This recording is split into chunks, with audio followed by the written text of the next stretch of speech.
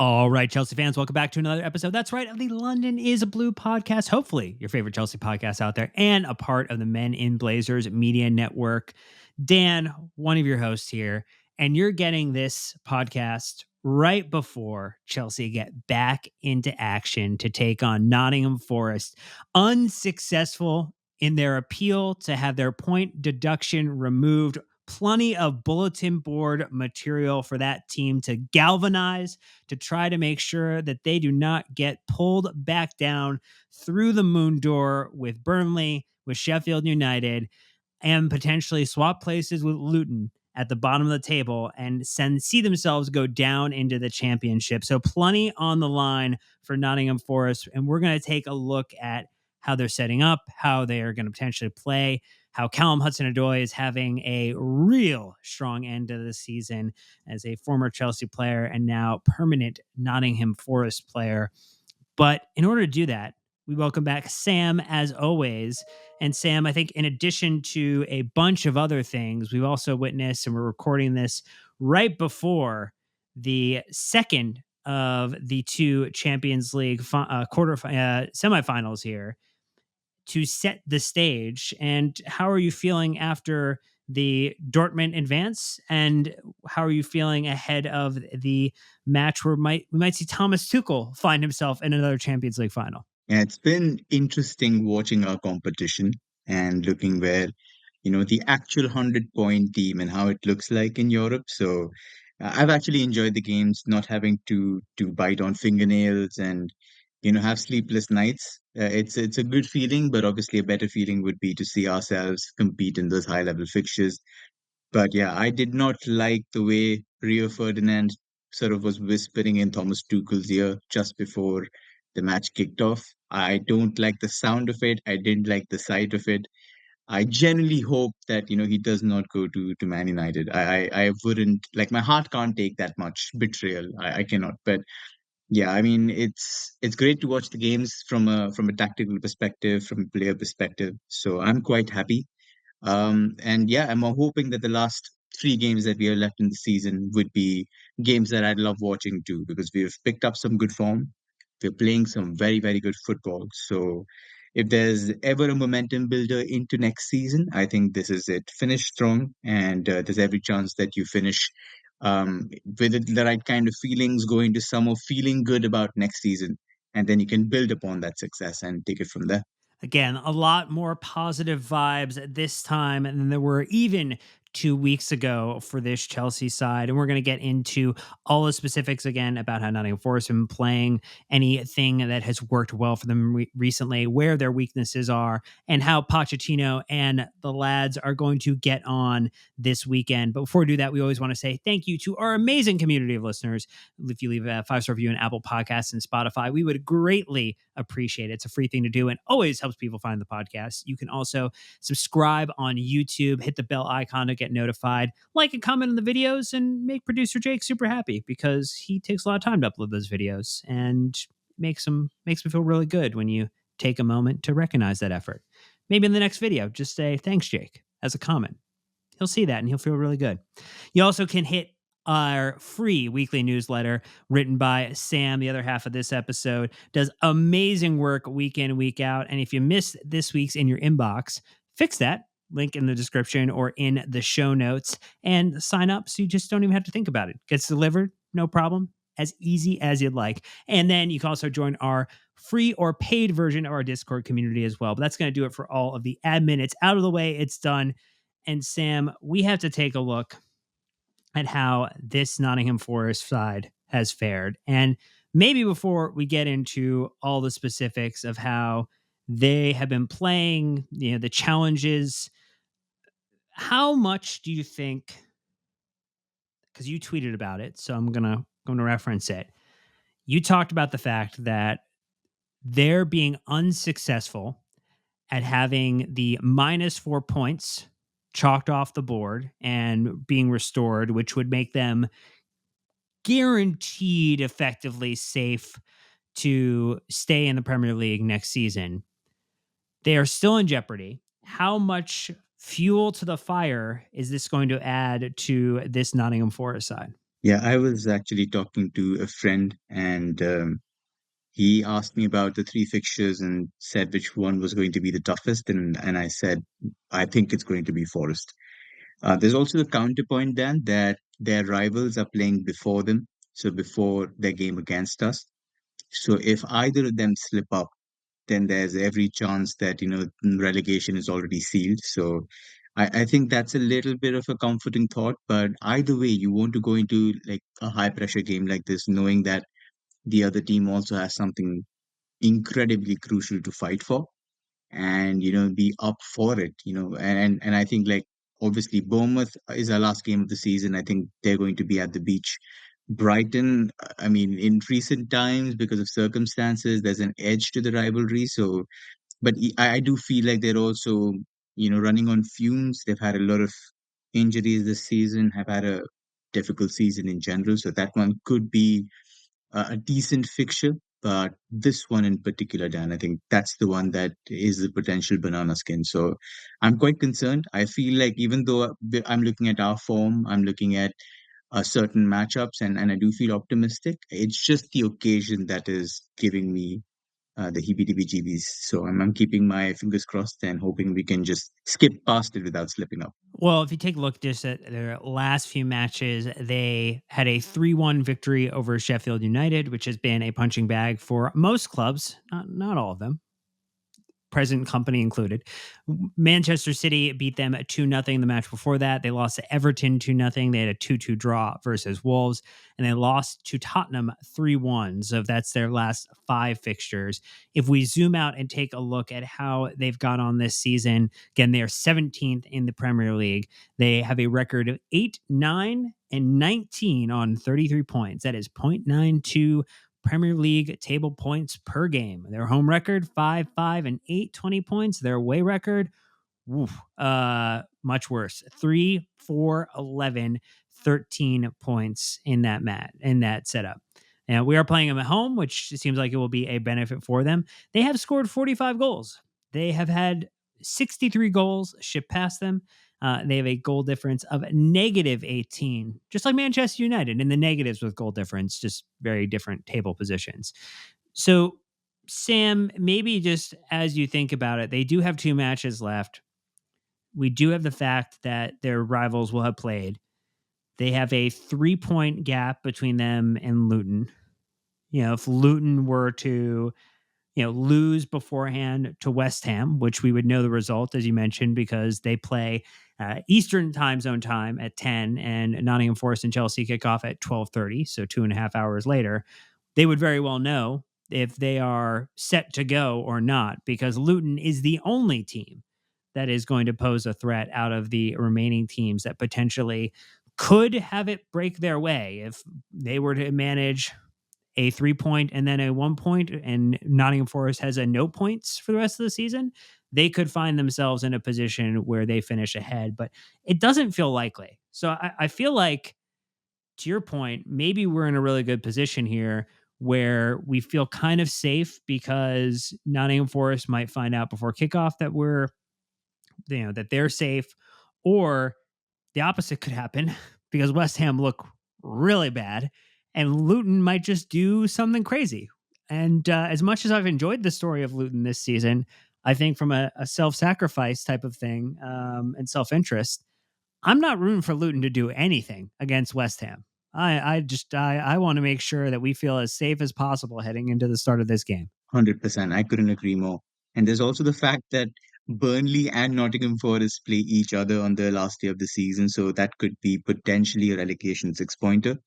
Provided Burnley win, all their fixtures and go into that last game with still a little bit of hope and hoping that Forest haven't beaten us. So lots of interesting equations, as there always are with relegation threat inside. So yeah, like you mentioned, I think it would be nice for both teams to slip up and then have that little bit of assurance that that the pressure is going to be on for the other sides and not for us. So I'm pretty cautious. Let's just put it that. I think relegation sides become top five, top six level teams when they have their backs Sure. to the wall.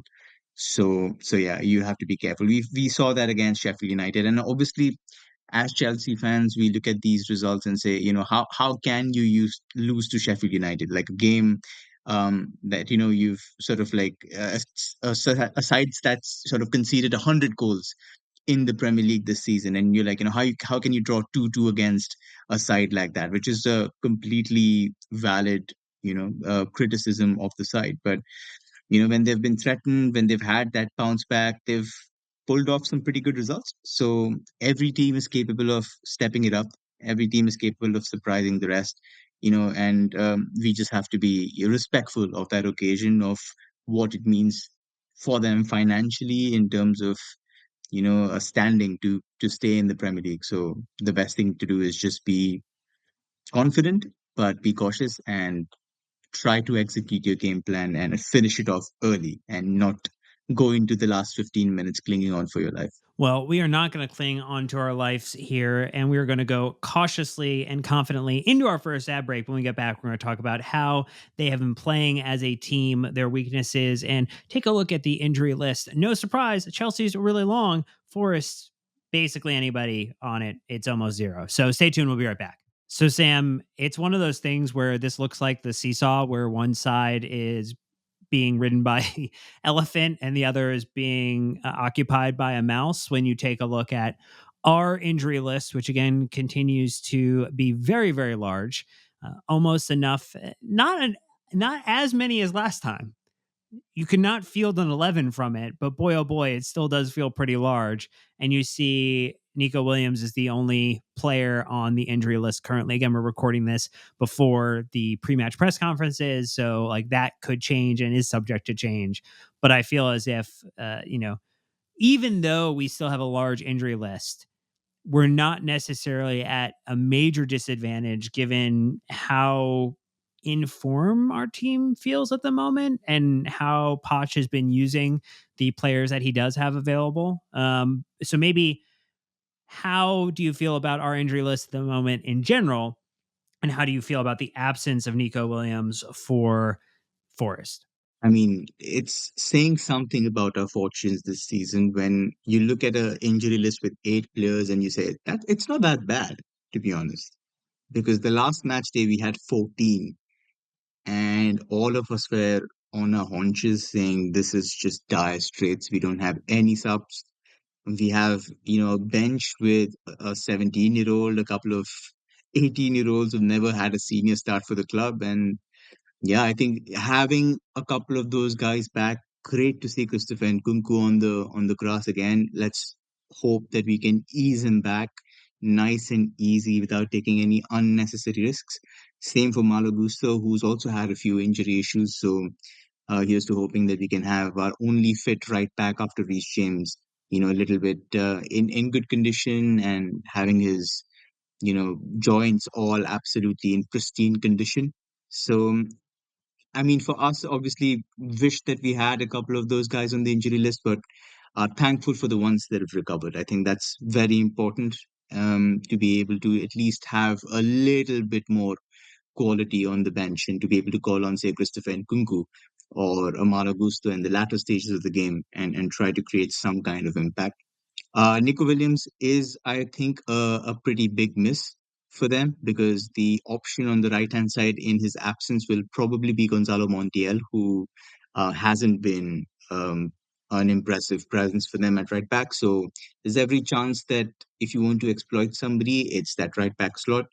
And that's where Mudrik will probably be if Raheem Sterling doesn't get a surprise start. So if you want to isolate them and try to attack them for a personnel to personnel kind of battle, that's what I would be going for because Williams is pretty aggressive, likes to bomb forward. So if he's not there, then there's every chance that you can put somebody on the back foot. So they've got one injury, but it's to a starter, and there is a notable quality drop from him to whoever they're bringing on next. So as we dive into how they've been playing, maybe it's a good time to refresh people on how they've been playing, how particularly after a manager change as well. With Steve Cooper being dismissed and Nuno coming in as well is I think something that we can kind of talk about there. That definitely is a stylistic difference between those two managers and how the side plays now versus how they were playing underneath him. And so I think there's plenty we can dig into about how this side maybe has changed since we last saw them. Yeah, definitely. I think it's been quite the interesting campaign for them because they've made an incredible number of purchases in the last couple of seasons, and I would want to say, Dan, that their side obviously has a lot more quality than their league position suggests, and that can always be dangerous because you say, okay, they're just deep down and not really a side that is doing well, but obviously sometimes the individuals just don't perform for multiple reasons, and they tend to appear at certain sporadic moments. And this is one of those games that you obviously will anticipate a lot of them stepping up. Like you mentioned, former Chelsea man, Callum Hudson-Odoi. There's another Chelsea man on the same flank, Ola Aina, who will also be playing, and that's their stronger side. So there's every chance that they will be up for it. So yeah, I mean, it's an interesting side. Let's just say that in different circumstances, I would have expected to see a lot of these individuals perform much better than they have. But yeah, there was a very, very popular manager, Steve Cooper, who was managing them, and he was essentially sacked with a very heavy heart. And change was needed because the form wasn't great.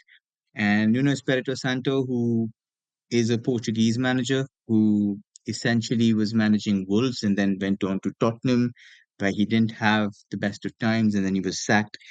But it's an interesting appointment for multiple reasons because I think Santo is sort of like a very pragmatic, very defense first kind of coach. He prefers rigidity, he prefers a disciplined side which are able to negate the opposition's attacking prowess and then, you know, break and cause issues on transition. So Wolves, for example, is the perfect, I would say, prototype of a Espirito Santo side where they're hard to break down, but they're also lethal on the break. So that's what I think he's tried to do with Forest. He's tried to implement a similar style, and he's obviously got a lot of the players at Forest with that level of quality to play to the same kind of system that he prefers. So it's a good match, I think. Um, I would want to say that the main thing about a Espirito Santo side is like he likes to play a 4-2-3-1, and the back six tends to be very committed to defending. So there's a very clear cut role, clear cut, brief that you have to be responsible as the team's spine to ensure that nothing goes past. So their midfield pivot tends to be a very ball winning heavy duo. So Ryan Yates and Danilo, both tough tackling, both good at screening, making sure that they're protecting that central space. Danilo, for me, is a very underrated player.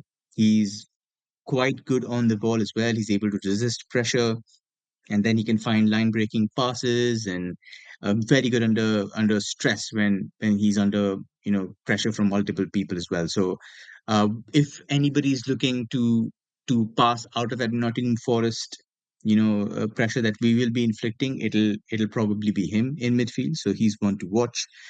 And in behind at the back line, they've got a centre back partnership which has rotated quite a lot because of injuries, because of form. The one that they preferred is Murillo and Vili Bolly. So they're a pretty good partnership. Murillo is quite interesting because I think like he resembles more a box to box midfielder than he does a centre back.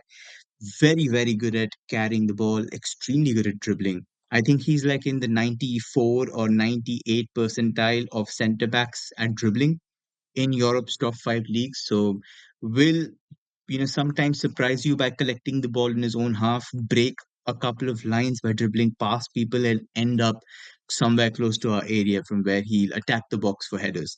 So he's going to be one to watch at least on the ball. Poli is more of a old school veteran defender who's very good in the airs, who's pretty good on the ground as well. As is Niakate, who's also another centre back waiting in the wings, and a couple of others who haven't featured as heavily as they should. The fullbacks, like I mentioned, Ola Aina, ex Chelsea man, and Nico Williams, who's out for this one. They are usually given the license to join into the attack, and this is particularly because Forest's strength lies on the wings. They like to attack via the wings, so giving Callum Hudson-Odoi the support he needs to go both ways to give his opposition winger a little extra to think about. So that's what Aina does: underlaps, overlaps. He's also able to drive centrally. Williams also does the same thing, but like we mentioned, he's probably not available for this one. So Montiel will probably be a little less adventurous, but that left side of Forest is definitely going to be one that we need to be careful about. So that's the one. They will be a very pragmatic side. They will frustrate us. I don't have to remind anybody what happened in the reverse fixture. Lots of frustration. Didn't finish our chances. Ended, with a narrow defeat, and one that will sting if we don't get into the positions where we should be. So the good news is we did the same against West Ham, and we repaid them in kind. So hoping there's another reverse here, and we're able to take all 3 points like we deserve them. And I think as we talk about things that this Nottingham Forest side does well and has continued to improve upon, I mean they do like carrying the ball forward. They've got plenty, I think, of you'd argue very technical players, and they've not necessarily similar to I think maybe Chelsea, like they've recruited players that I think are on paper a very good individual, have great skill sets, but don't always combine together very well to get the outcome that you would hope.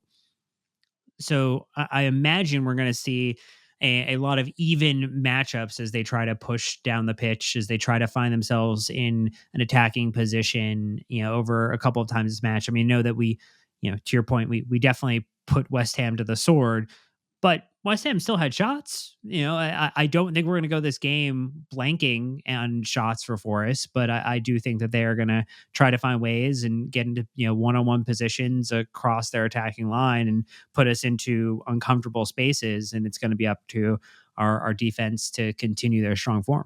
Yeah, I think it's a very pragmatically set up kind of attack. So when I talk about the four attackers up front, it's all about trying to find out situations where they can get 4v4. And when they have numerical parity in terms of creating inroads, then that's where they're very dangerous.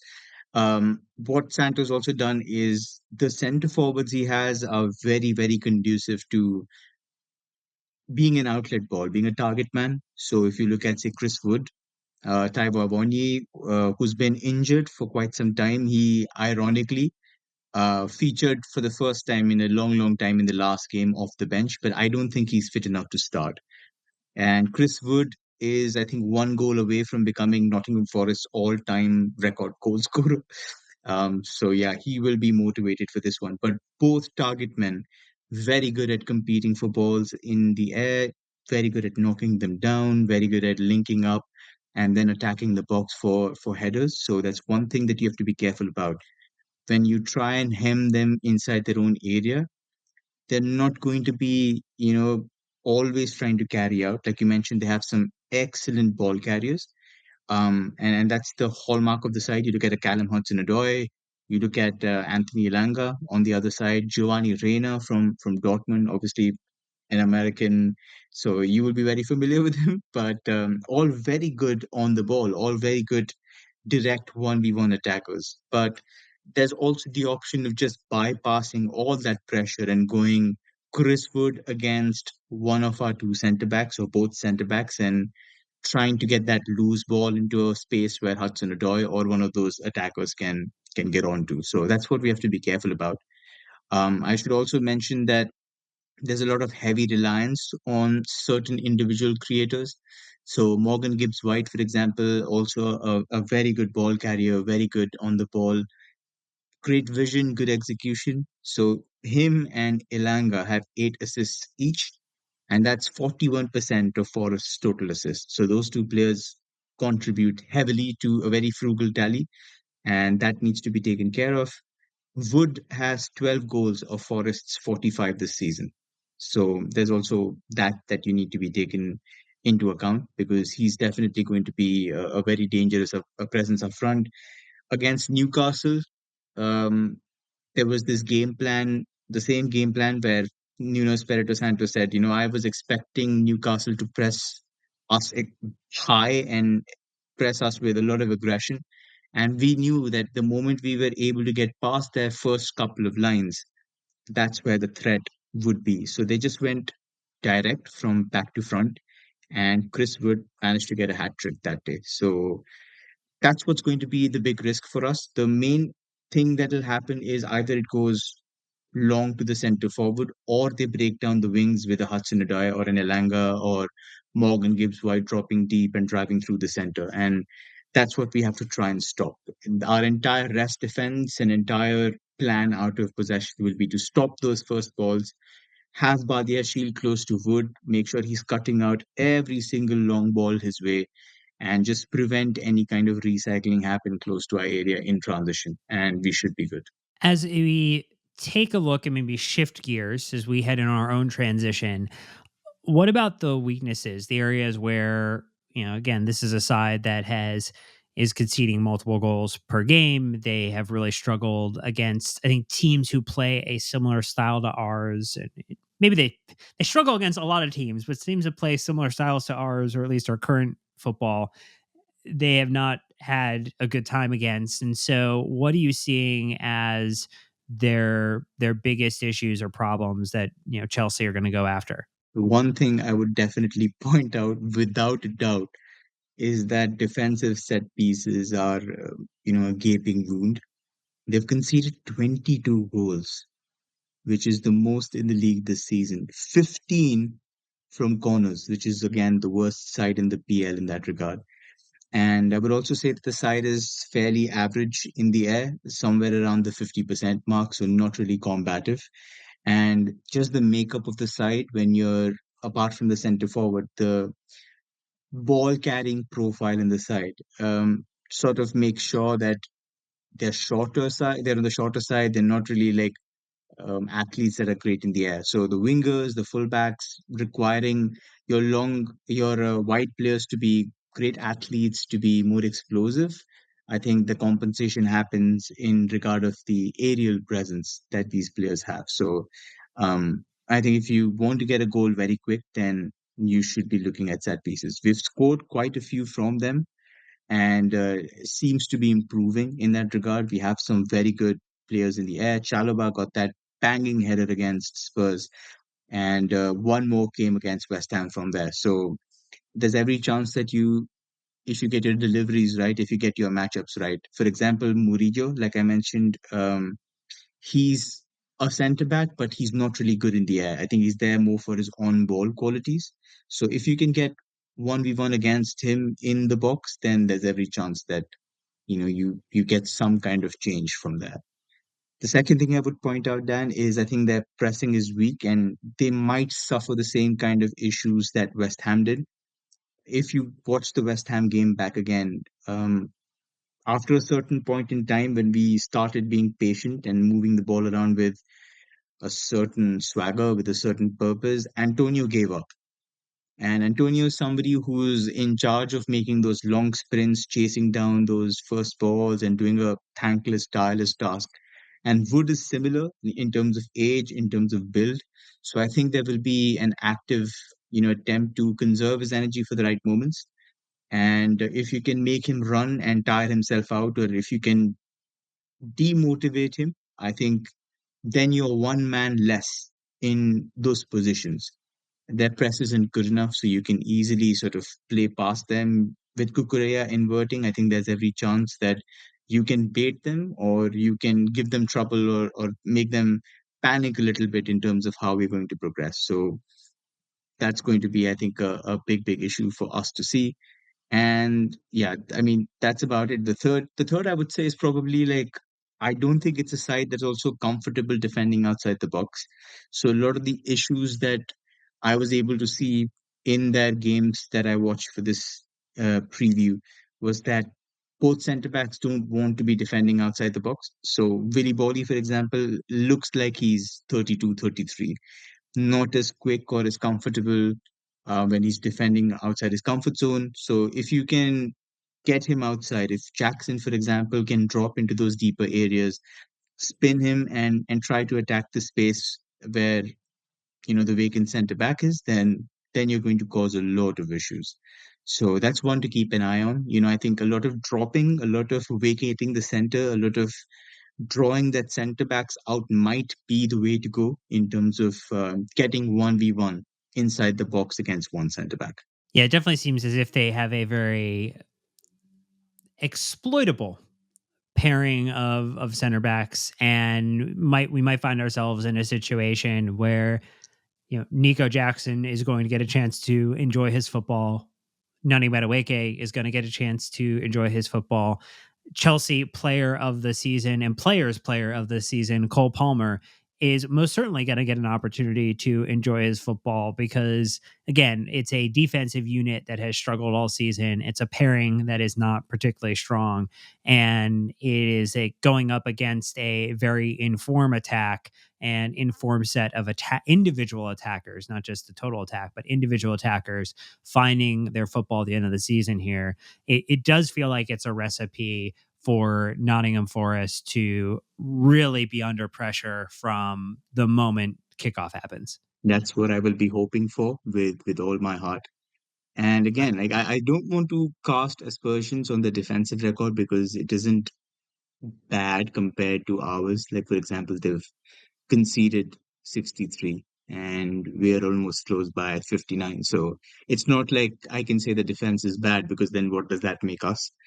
But obviously, there are certain challenges, especially because of the playing style, and there are certain requirements there. So if you can exploit them, if you can add that doubt in their mind, saying, this is where the matchups are going to be, how are you going to navigate past them? I think that becomes an issue. I would want to say that they've offered some kind of trouble to good sides as well. So they do cause that little bit of doubt in your head, saying, how are you going to break? For example, the City game, which I was watching, City got a goal through Josko Guardiol on a corner, and that was 1-0. But City were looking all game for that second goal and just couldn't find it because Forest were again pushing, trying to play away from the ball, trying to make sure City were coming at them. And at the end of the day, Forest sort of like had 1.93 xg on the day, and City had 0.87. So that game could have easily gone Nottingham Forest's way. Chris Wood missed some of the worst chances I've seen this season. He could have easily had like two goals. I think he missed two big chances, and there was another one for I think Murillo. So they missed three of their three big chances, and they created way more than City, who had only one. So I would say that there's evidence that they do tend to trouble good sides, and we shouldn't be taking anything for granted. This is a side that is in danger, that will come out swinging at home, and yeah, there's every chance that they want that result and that assurance before they go into the final game of the season. So don't take this one lightly under any circumstance. Well, we're going to take our very last ad break, and we're not taking it lightly, but we're going to come back with wonderful content talking about Pochettino, how he's looking to set up this side, maybe some players who need to take their shot in this match to avoid being a question mark heading into the summer. But again, last ad break, so stay tuned. We'll be right back. So, Sam, I think that we've circled around the topic a little bit, but we know now, or we've talked about how Nuno has the team and what the approach is going to be from Forest on the day, and how we have to kind of think about the playing as a part of the pressing actions that we want to undertake within this match. And so, how do you feel about our side's current form and readiness to tackle this match? Again, you've been saying some positive things, and people have been quick to point out that that can sometimes be a jinx of the season, but I feel like there's no jinxing that can actually occur because it is almost impervious with the amount of things that we have said that we could be the individual source of a jinx on Chelsea Football Club or any of the particular players. It is just coincidence. And so I'm going to put that out there to save you from the people in case something you say goes horribly right or horribly wrong. I appreciate that. I've been scared of my own jinxing capabilities this season, so I tend to talk about it a lot on Discord, but I actively try to, cushion any predictions with saying the opposite can very well happen. So, but I think just on basis of what we've seen this past few weeks, I also wrote about it in this week's newsletter. I think something has changed. When I talked about this certain thing with you a few months ago, saying that there are going to be like 15 or 20 turning points before the end of the season, I think this one feels different. I feel a point has been reached where certain players are making decisions and they're taking into account the bigger picture, not just themselves.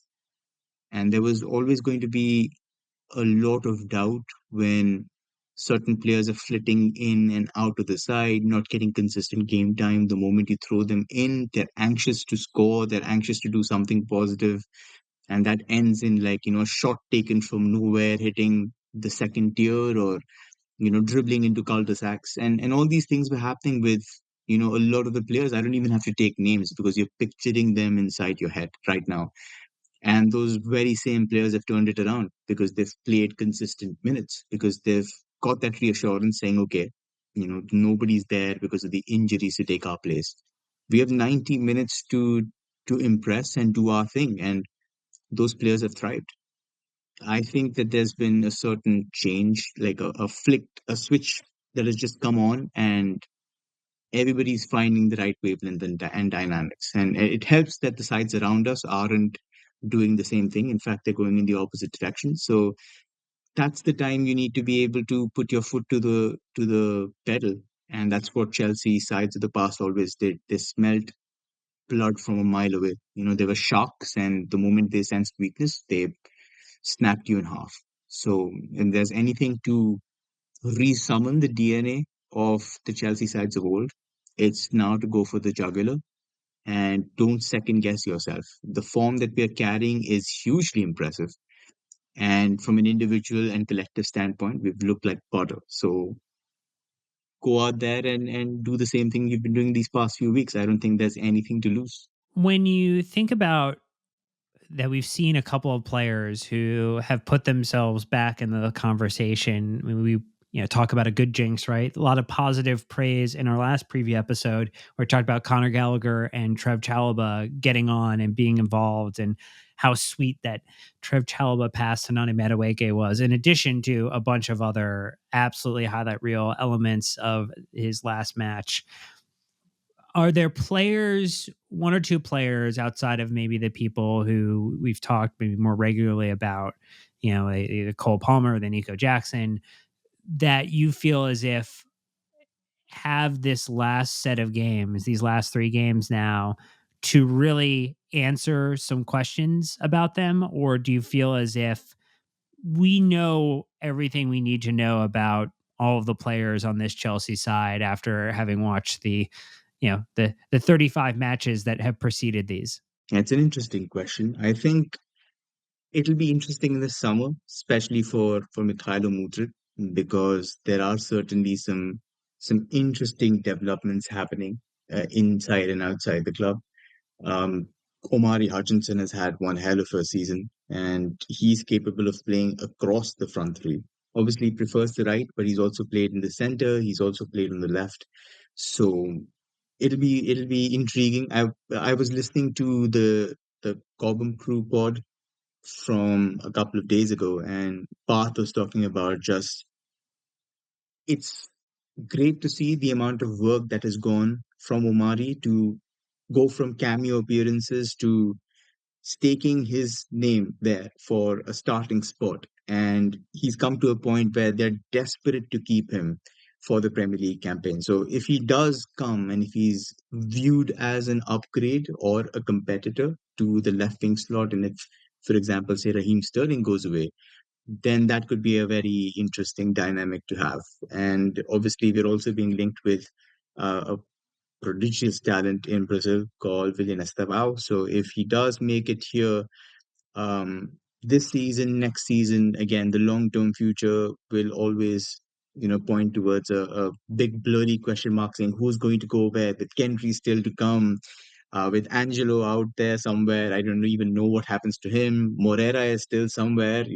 Again, so many wingers, and we don't know what to do with him. So yeah, it'll be an interesting question. But I think Mudrik it hasn't really hit a performance where I can say there's a place for him next season. I really Mhm. want to wish that I can see one transformative performance where he takes a 90, by the scruff of its neck and says, I am here and this is what a PL player looks like. He's shown it in glimpses, in flashes, but if you can do it for 90 minutes, if you can have like a Madueke kind of impact against West Ham, for example, then it'll be great going into the summer. But right now, it does look like there's competition brewing in the shadows. I think part of that is the fact that we're looking at Christopher Nkunku, who was able to get some minutes in the most recent fixture against West Ham, coming back from his long-term injury. We've seen Nico Jackson ending the season in really strong form. We've had Cole Palmer obviously be absolutely sensational throughout, even though maybe the end of the season, the end of this season of primarily full reliance on him is starting to take its toll. But when you start to weigh out the comparison between like a Mikhailo Mudryk and Nani Madueke, where one of them has 865 Premier League minutes this season and has 5 goals and 2 assists for 7 goal contributions. And then you have another who has 1,400, almost 1,500 minutes with 4 goals and 2 assists. I mean, the output is 7 to 6 in terms of total, but over those minutes, over the actual appearances, looking at the games where that action happened, you do feel as if the if one is the option, you're looking at it being I think a larger risk than Mikhailo Mudryk. And then there's also the question of Raheem Sterling basically being a non-entity heading into these very last few matches, and you almost predict that he might not see another minute this season. I don't know. I don't think that's a super bold prediction. I think it's just watching the trend line and seeing if you want to get more data on Mudryk, if you want to get more data on Madueke, you need to play them. And so who Raheem Sterling is, when he will and won't square up the ball. Why wouldn't you be playing the other two? I also want to just highlight and appreciate the fact that you brought up those two players. So Nkunku, yes, but if we go back to preseason then, and we notice what Poch was trying to do in those initial games was on the left wing, he tried to play Kani Chukwuemeka. And there was this conscious attempt to, when we didn't have that inverted fullback, there was this attempt to bring in the left winger into those midfield positions.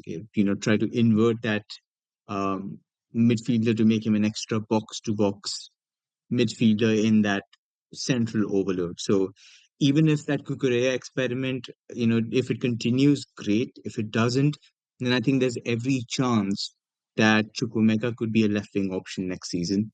I also think that the knock-on effect of Cole Palmer playing at number 10 and actually doing well there is that Nkunku now has the left wing slot to make his own. And he also prefers that slot compared to, say, at number 10, where I think that, he can be a little bit of liability without the ball. The best place would be just to give him that free role to drift in like Cole Palmer does from the right, allow him to pick his pockets, run beyond Nico Jackson. So it's a great point that you brought up. I feel like essentially, even without Raheem Sterling, there's Christopher Nkunku, there's Kani Chukwuemeka, there's potentially Omari Hutchinson. Uh, who knows? We've also been linked with a lot of reliable links on Victor Osimhen as the center forward. So if he plays there, does Nico Jackson move to left wing, or does he become a backup center forward? Because Pochettino earlier on in the season has highlighted that Jackson works very well when coming into the second line of pressure to attack. So if that's going to be the long term, and then you go for number 9, how does that work? So lots of interesting questions, but that left wing situation is one that I'm definitely keeping an eye on. Well, I'm sure Pochettino and the players will still give us plenty to dissect after this match. Any last other things that you'll be looking for from this Chelsea side across this 90 minutes, other than a comprehensive win, 3 more points, and a chance to try to claw our way up to sixth position by hell or high water? Yeah, there's an interesting fact that I noticed or sort of came to my attention post the Man City game. And Erling Haaland, Josko Guardiola, and I think even Kevin De Bruyne, all three of them complained that the Nottingham Forest pitch was not watered properly. It was very dry. And they said that it was difficult to run on, it was difficult to sort of control the ball properly, and it caused a lot of issues. So, could be a couple of manipulation tactics going on there in terms of trying to stop a free flowing kind of passing game to disrupt, moves that try to, sort of depend on the ball going across the ground rather than in the air, where I think Forest will be trying to do stuff. Pep actually flipped it around, and in the post game interview, he just said, I think it hurt Forest more. And his quote was, in certain moments, we suffered. We were lucky today, the pitch was so dry because the chances they missed was the reason why. We were lucky today that the pitch was in these conditions. If the pitch would have been better, with the fast players of Nottingham Forest, it would have been better for them, that's for sure. So I think there's a little bit of a risk. If the pitch is too dry and if it's not sliding across, it might cause issues to a couple of quicker players that we do have. So just a miscellaneous observation that I would say is one worth keeping an eye on, because these things, if you're looking for small advantages, this is how you get them done. So wouldn't be surprised if Forest are up to something. Well, look, we will have to stay on our toes, pun intended, in this match to make sure we do not, as we also talked about, slip on this banana peel and do ourselves a disservice, because we are playing some fantastic football right now and we want to enjoy some European nights next season, whether they be a part of Conference League or hopefully Europa League. But that's going to do it for this episode. So thank you so much for listening. Hopefully you enjoy the Nottingham Forest match. Again, if you are in New York City, Nick and I will be at Legends with the New York City Blues and others, and we would love to see you. So stop by and say hi if that's the case. But that's going to do it for this episode. So we'll be back at you with more podcasts next week. Plenty of episodes. We've got a midweek match. We've got the women's team running into the end of their season, flying high, and so much more to chat about. So we'll see you on the next episodes. And until next time, Chelsea fans, you have to do keep the blue flag flying high.